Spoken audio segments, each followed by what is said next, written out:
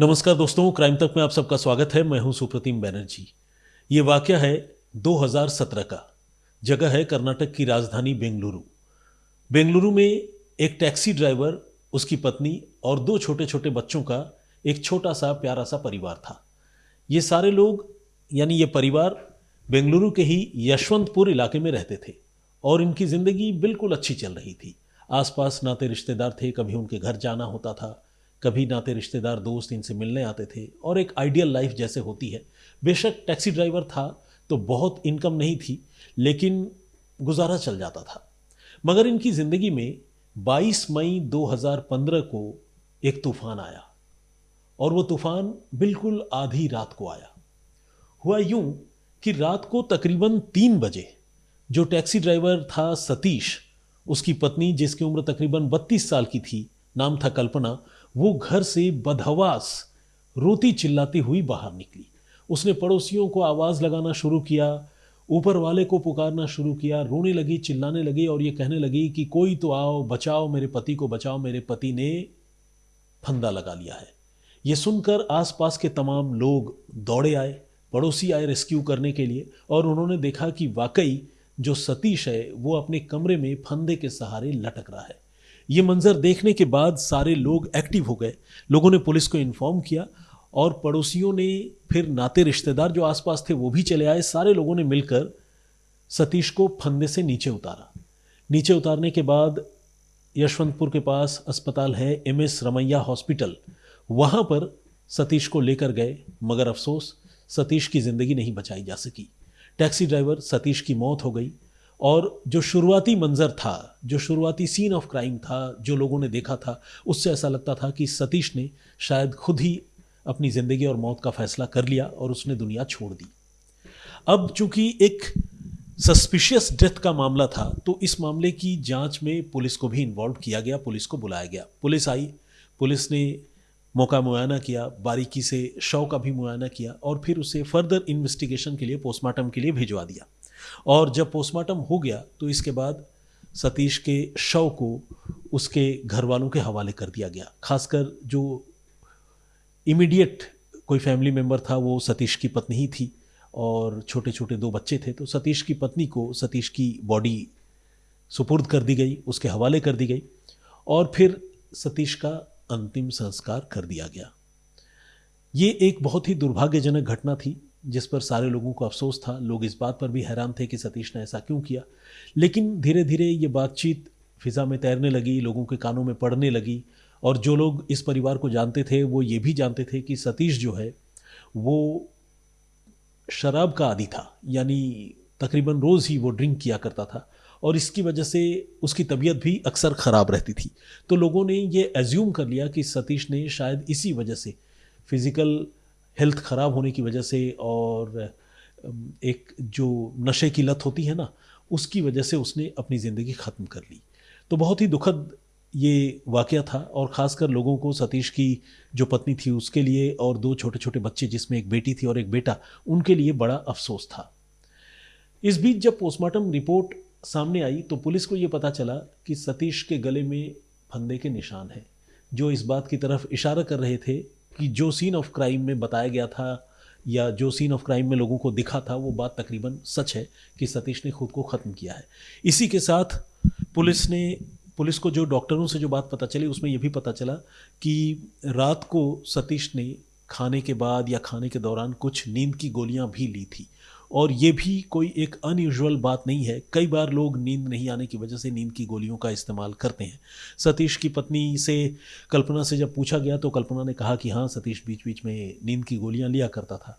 तो सेडेटिव यानी नींद की गोलियों के कुछ निशान भी सतीश के पोस्टमार्टम के दौरान उसके बॉडी से फॉरेंसिक एक्सपर्ट्स को मिले और इसके बारे में भी पूरी जानकारी पुलिस को मिली। हालांकि ये सारी चीज़ें अब तक की जो कहानी है उससे बिल्कुल मेल खाती थी और लगता था कि सतीश ने अपनी ज़िंदगी ख़त्म की है। मगर कुछ दिन गुजरने के बाद सतीश का एक रिश्तेदार जिसका नाम है कुरूपा शंकर, वो कुरूपा शंकर लोकल पुलिस स्टेशन में हाजिर हुआ और पुलिस स्टेशन में आने के बाद उसने एक बड़ी ही शॉकिंग, एक बड़ी ही चौंकाने वाली बात कही। जो डेथ, जो मौत अब तक एक ऐसी मौत लग रही थी जिसमें मरने वाले शख्स ने खुद ही मौत को चुना था। उस वाक़ये, उस कहानी में ये एक मेजर ट्विस्ट था। कुरूपा शंकर का ये कहना था कि सतीश अपनी मौत खुद नहीं मरा, बल्कि सतीश की हत्या की गई है। और उसने ये भी कहा कि उसे पूरा यकीन है कि इस मामले में सतीश की पत्नी कल्पना का ही हाथ है। ये बात सुनकर पुलिस भी सोच में पड़ गई। पुलिस इसलिए सोच में पड़ गई क्योंकि जिस दिन ये घटना हुई थी उस दिन कल्पना पूरी तरह गमज़दा थी, खूब रो रही थी। नाते रिश्तेदार उसे ढाढ़स बंधा रहे थे और उसके पूरे बॉडी लैंग्वेज में ऐसा कुछ भी अनयूजुअल या सस्पिशियस नहीं लगा जिसे देखकर कोई कहे कि हाँ, इस महिला का हाथ अपने पति के कत्ल में हो सकता है। इसीलिए पुलिस भी थोड़ी सोच में पड़ गई कि ये कुरूपा शंकर जो बातें कह रहा है, इस बात पर पता नहीं कितना दम है या नहीं है। लेकिन वो आदमी बड़ा जोर दे रहा था और इसके साथ ही पुलिस को ये भी कह रहा था कि उसे पूरा यकीन है कि इसमें कल्पना का हाथ है। और वो इसलिए ऐसा कह रहा था, उसका ये कहना था कि कल्पना का किसी और के साथ अफेयर भी है। इसके बारे में भी मुझे अच्छी तरह पता है। ये आदमी जो सतीश का रिश्तेदार है, ये पुलिस को बार बार ये बात बता रहा था। ऐसे में पुलिस ने सोचा कि क्यों ना इस मामले को एक बार एक्सप्लोर करके देख लिया जाए। कहीं ऐसा ना हो कि वाकई सतीश की हत्या हुई हो और वो इस मामले को कुछ और समझ रहे हैं। तो इसीलिए पुलिस ने तय किया कि वो इस मामले को एग्जामिन करेगी और इस मामले को प्रॉपर तरीके से इन्वेस्टिगेट करेगी। इसके बाद पुलिस ने बड़ी खामोशी से सतीश की पत्नी कल्पना के मोबाइल फ़ोन में झांकने का फैसला किया। मोबाइल फ़ोन की कॉल डिटेल रिकॉर्ड यानी CDR निकलवाई गई और इसको पुलिस ने बहुत बारीकी से, बहुत माइन्यूट तरीके से ऑब्जर्व करना, इंस्पेक्ट करना शुरू किया। पुलिस ने ये देखा कि 22 मई 2017 जिस दिन सतीश की मौत हुई थी, उस दिन जो है लगातार सतीश की पत्नी किसी एक पर्टिकुलर नंबर पर बात कर रही थी। ये बातचीत लगातार चल रही थी और इसे आप इत्तेफाक कहें या फिर कत्ल की साजिश का हिस्सा कहें कि रात को जिस दौरान सतीश की मृत्यु हुई, मौत हुई, उस दौरान तकरीबन 2 घंटे तक कल्पना की उस खास नंबर पर कोई बातचीत नहीं हुई, जबकि उसके पहले लगातार नॉनस्टॉप उस नंबर पर सतीश की पत्नी लगातार बात कर रही थी।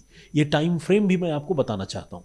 22 मई की दोपहर 2:40 से इन कॉल्स का सिलसिला शुरू हुआ था, फिर ये लगातार चलता रहा और रात 11:35 तक ये कॉल चला। इसके बाद फिर से कॉलिंग की शुरुआत हुई जिसमें एक तरफ कल्पना और दूसरे तरफ वही पर्टिकुलर नंबर पर कोई एक अनजान आदमी था।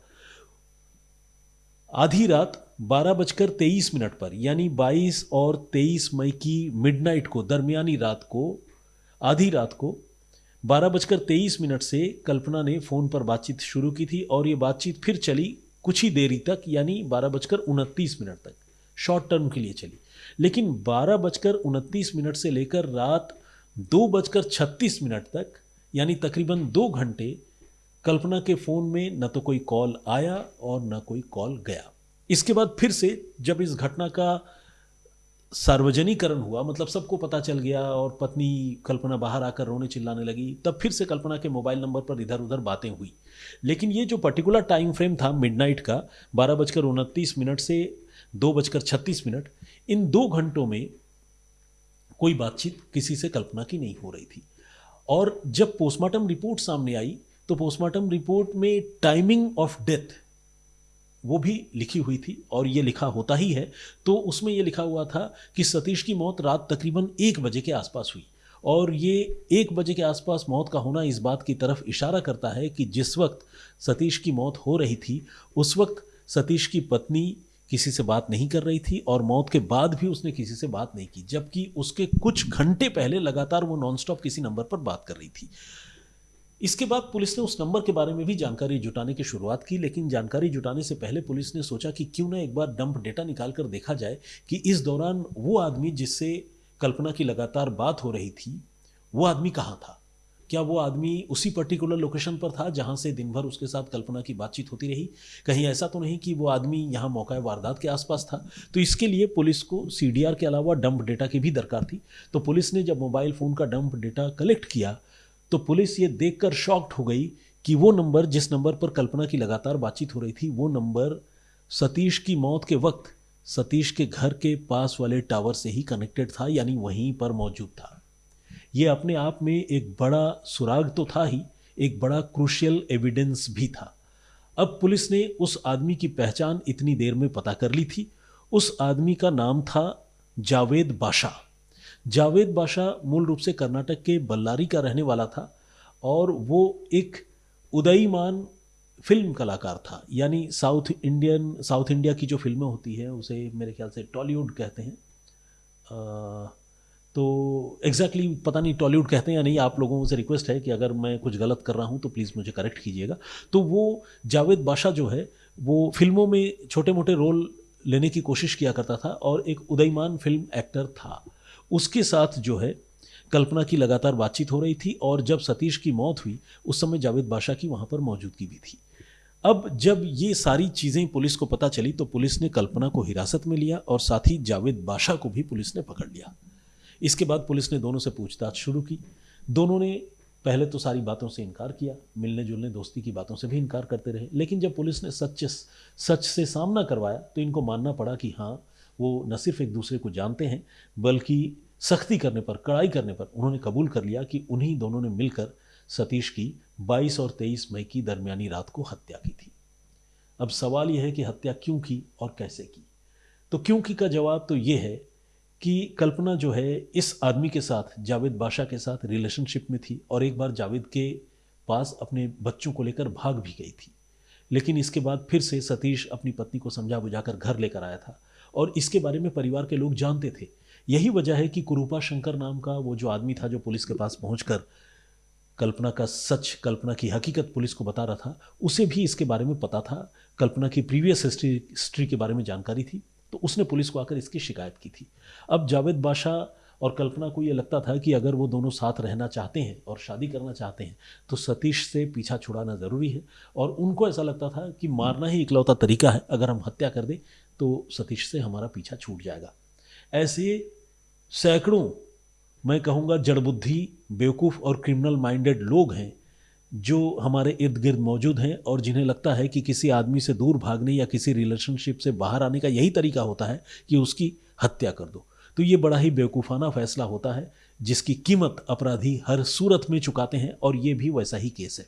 तो इन दोनों ने ये सोचा कि क्यों न सतीश की हत्या करें और उसी प्लान के तहत बेल्लारी से जावेद बाशा बेंगलुरु आया था।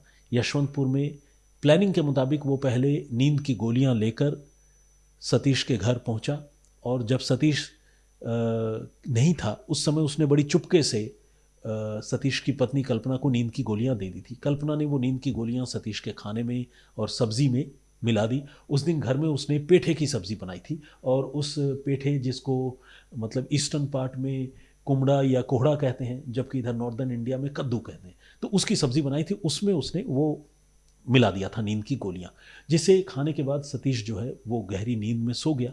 और जब ग्रीन सिग्नल मिडनाइट को कल्पना की तरफ से जावेद बाशा को मिला तो जावेद दोबारा उसके घर आया और आने के बाद इन दोनों ने मिलकर सतीश के मुंह में कपड़ा डालकर उसके गला घोंटने की शुरुआत कर दी। सतीश ने विरोध किया तो किसी भारी चीज़ से उसके स्कल पर, उसके सिर पर हमला भी किया गया, जिसके चोट के निशान पोस्टमार्टम में पाए गए थे। हालांकि उस निशान को एक एक्सीडेंटल मार्क समझकर शायद शुरू में लोगों ने इग्नोर किया था, लेकिन जब ये कहानी, ये सच्चाई सामने आई, मोबाइल फ़ोन की डिटेल और तमाम प्रीवियस हिस्ट्री कल्पना की सामने आ गई, जावेद बाशा की भूमिका क्लियर हो गई, तो फिर पुलिस ने भी उस इंजरी मार्क को रिलेट किया कि हो सकता है कि उस इंजरी मार्क को भी सतीश की हत्या किए जाने के दौरान ही जो है उसके शरीर पर लगा हो। तो जब इनसे पूछताछ हुई तो पता चला कि हाँ, इन्होंने किसी भारी चीज़ से उसके सिर पर वार भी किया था। लेकिन मौत जो है वो हुई एक्सफिक्सिया से, यानी सांस रोके जाने से, गला दबाए जाने से।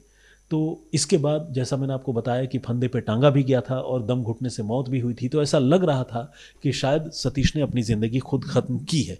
लेकिन पोस्टमार्टम रिपोर्ट के अलावा जो दूसरे सर्कमस्टेंशियल एविडेंसेस थे वो इस बात की तरफ इशारा कर रहे थे कि ये मामला कत्ल का है, और जब मुलजिम पकड़े गए तो उन्होंने तो खैर अपना जुर्म भी कबूल कर लिया और इस तरह से इस पूरे मामले का खुलासा हुआ और दोनों लोगों को पुलिस ने गिरफ्तार कर लिया। इसके बाद इस मामले में पुलिस ने उन्हीं दिनों चार्जशीट दाखिल की थी। तकरीबन 40 गवाह पुलिस ने इस मामले में बनाए थे, जिसमें दवा दुकानदार से लेकर इनके परिवार को जानने वाले लोग, उस दिन जिन्होंने सतीश से मुलाकात की, सतीश को देखा, आखिरी बार उसे ज़िंदा देखने वाले लोग, परिवार के लोग, नाते रिश्तेदार, हॉस्पिटल के डॉक्टर, जो लोग अस्पताल लेकर गए, उन लोगों के तमाम लोगों की गवाहियाँ पुलिस ने दर्ज की। हालांकि पुलिस को यकीन था कि जो बेहद करीबी लोग हैं, उनमें सतीश के बच्चे हो सकते हैं, पड़ोसी हो सकते हैं, रिश्तेदार हो सकते हैं, वो शायद इस मामले में कोर्ट में गवाही देने के वक्त जो है मुकर जाए, क्योंकि फैमिली पर एक दूसरे किस्म का प्रेशर होता है। लेकिन जो स्वतंत्र गवाह होते हैं, चश्मदीद होते हैं, कई बार वो इस मामले में, इस तरह के मामलों में अपनी गवाही देते हैं। ये एक ऐसा केस था जिसमें कोई चश्मदीद तो नहीं था, लेकिन उसके अलावा विटनेसेस ज़रूर थे और सर्कमस्टेंशियल एविडेंसेस काफ़ी स्ट्रॉन्ग थे। तो इस मामले में कोर्ट में चार्जशीट दाखिल की गई। मामले में लगातार ट्रायल चलता रहा इस मामले का, और आखिरकार अब इतने दिनों के बाद, 2017 की घटना है और अब हम 2026 में, इतने सालों के बाद कल्पना और जावेद को अदालत ने आजीवन कारावास की सज़ा सुनाई है, यानी कैद, ताउम्र कैद की सज़ा। तो ये थी पूरी घटना, जिसमें पुलिस की तफ्तीश तो खैर कारगर रही, लेकिन सतीश की जो सस्पिशियस कंडीशन में डेथ हुई थी, उसके बाद जिस तरह से सतीश के फैमिली मेम्बर ने आकर इसके बारे में शिकायत की और पुलिस से फरियाद करके ये बताया कि गलत हुआ है, वो इस पूरे मामले में एक बहुत बड़ा क्लू इस मामले को सॉल्व करने में साबित हुआ। जो प्रीवियस स्टोरी मैंने आप लोगों को सुनाई थी, उस स्टोरी पर आप में से बहुत सारे लोगों ने कमेंट किया है। आइए कुछ लोगों के नाम और कमेंट्स पढ़ते हैं और सवालों के जवाब देते हैं, जैसा कि हमारी परिपाटी है। हमारे एक दर्शक हैं चंद्रा मालाकार, इनका कहना है कि हमारा कानून ठीक नहीं है, क्राइम लोगों को फांसी क्राइम लोगों को फांसी में सजा देना चाहिए। अच्छा, ऐसा कह रहे हैं। असल में जो प्रीवियस स्टोरी मैंने आप लोगों को सुनाई थी, हमने आपको बताया था कि किस तरह से एक अस्पताल में एक डॉक्टर, एक नर्स को ही सलाइन वाटर की बोतल में, यानी ड्रिप की बोतल में जहर देकर मौत के घाट उतार दिया गया। बड़ी अजीबो-गरीब वो क्राइम इन्वेस्टिगेशन की स्टोरी है। अगर आपने वो कहानी नहीं सुनी है तो आपसे रिक्वेस्ट है कि क्राइम तक के प्लेलिस्ट में जाकर आप उस स्टोरी को ज़रूर सुनिएगा। उस पर लोगों ने कमेंट किया है। रेहान जी ने कमेंट किया है, रेहान अंसारी सिंगर ने। उन्होंने कहा है कि रिस्पॉन्सिबिलिटी सबकी बनती है, आपकी भी बनती है। ओके, इनका ये कहना है कि जो जंतर मंतर पर प्रदर्शन हो रहा है, उस प्रदर्शन को सारे लोगों को कवर करना चाहिए। मतलब मैंने तो खैर ये कहा कि क्राइम तक की टीम क्राइम सेंट्रिक स्टोरीज़ करती है, लेकिन चूंकि पब्लिक से और नौजवानों से जुड़ा हुआ मामला है, तो हमारे कुछ कलीग्स भी इस मैटर को कवर कर रहे हैं। लेकिन रेहान जी का ये कहना है कि सिर्फ हमारे कलीग्स के कवर करने से नहीं होगा, सारे लोगों को कवर करना चाहिए और मेरी भी रिस्पॉन्सिबिलिटी बनती है। देखिए, ऐसे रिस्पॉन्सिबिलिटी सबकी बनती है, आपकी भी बनती है, और रिस्पॉन्सिबिलिटी से कोई इनकार नहीं है। लेकिन आपको ये भी समझना होगा कि रिस्पॉन्सिबिलिटी के अलावा और भी रिस्पॉन्सिबिलिटीज़ होती है, जिसको निभाया जाता है और जिसको हम निभा रहे हैं। बाकी आप अपने पॉइंट ऑफ व्यू के लिए स्वतंत्र हैं, और अगर आप कुछ उम्मीद करते हैं तो मैं ये भी समझ सकता हूँ कि आपका एक्सपेक्टेशन है, उसमें भी कोई जिसे कहते हैं ना कि अनटूवर्ड कोई भी चीज़ नहीं है। मैं आपके थॉट्स और सेंटिमेंट्स का सम्मान करता हूँ। टेस्टी मोमेंट्स के नाम से एक आईडी है, उन्होंने कहा कि सर आपने बिल्कुल सही कहा, ये क्राइम तक है और इसमें हम लोग क्राइम से रिलेटेड ही खबर सुनने के लिए आते हैं। थैंक यू वेरी मच इस कॉम्प्लीमेंट के लिए और मेरी बातों को प्रॉपर तरीके से मतलब जिस रूप में मैं कहना चाहता हूँ उस रूप में समझने के लिए। जगदीश चांडेगरा जी हमारे रेगुलर लिसनर हैं, उन्होंने कहा है कि कलयुग में इंसान बनने से पहले हैवान बन जाता है। उन्होंने ये कहा कि जिस आदमी ने भी दवा में, ड्रिप में जहर मिलाकर किसी की हत्या की, उस आदमी को उस रिलेशनशिप से बाहर आना चाहिए था, हत्या नहीं करनी चाहिए थी। ममता रावत ने कमेंट किया है और उन्होंने कहा है कि स्टोरी की शुरुआत में नमस्कार अभिनंदन होना चाहिए। मैं रोज़ करता हूँ, लेकिन लगता है कि कल एडिट के वक्त नमस्कार क्राइम तक में आप सबका स्वागत है जो मैं बोलता हूँ वो हिस्सा शायद चॉप हो गया, कट गया। तो एनीवे, नंबर गेम के नाम से एक आईडी है, उन्होंने कहा है कि बार बार थंबनेल चेंज मत करना। न्यू थंबनेल देखकर मुझे लगा कि किसी और चैनल की है और गलती से, मतलब किसी ने आपका वीडियो गलत तरीके से यानी फेक तरीके से अपनी आईडी से अपलोड कर दिया है। इसरार शेख ने भी कमेंट किया है और उन्होंने कहा है कि सुप्रतिम सर आपकी कहानी सुनाने का तरीका अच्छा लगता है और जो नया थंबनेल है वो अच्छा लगा।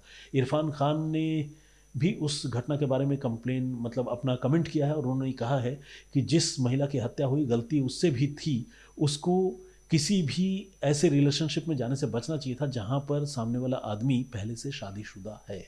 स्वास्तिक के नाम से एक आईडी है, एक्स्ट्रा मैरिटल अफेयर ही क्राइम की शुरुआत है, उन्होंने ऐसा कहा है।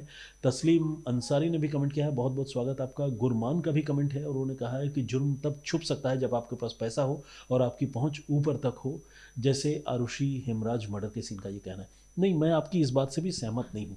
देखिए, हमेशा पैसा हो और पहुंच ऊपर तक हो तो जुर्म छुप ही जाएगा, ऐसा नहीं है। कई बार कुछ केसेस केसेस की भी अपनी तकदीर होती है, फेट होता है।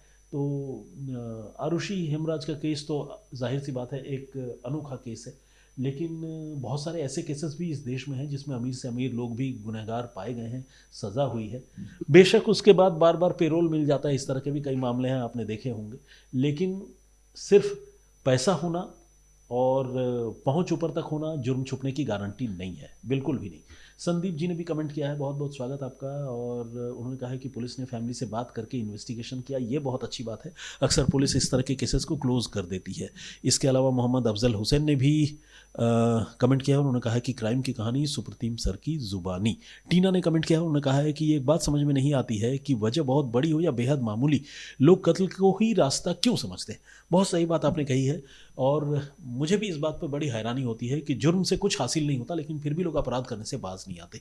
तो खैर, और भी बहुत सारे लोगों ने कमेंट किया है, सारे लोगों के कमेंट्स एक दिन में लेना और उनके जवाब देना संभव नहीं है। आप सबसे गुजारिश है कि आज जो मेरी क्राइम इन्वेस्टिगेशन की स्टोरी है उस पर आपका पॉइंट ऑफ व्यू क्या है, प्लीज़ हमें लिखकर कमेंट करके ज़रूर बताइएगा। मैं फिर हाजिर होऊंगा किसी नई कहानी, किसी नए वाक़े के साथ। और चलते चलते एक बात और बताना चाहता हूँ कि अगस्त के महीने में कुछ दिन मैं अपने किसी ज़रूरी काम से छुट्टी पर रहूँगा, तो हो सकता है कि मेरी स्टोरीज़ आप सबके सामने ना आ पाए। तो मैं पहले से हाज़िरी माफ़ी आप लोगों से मांगना चाहता हूँ और उसके बाद फिर मेरी कोशिश होगी कि अभी जिस तरह से मैं रेगुलर आप लोगों की खिदमत में हाज़िर हो रहा हूँ, उसके बाद फिर से आता रहूँगा। तो आज के लिए इतना ही, इजाज़त दीजिए। जय हिंद, जय भारत।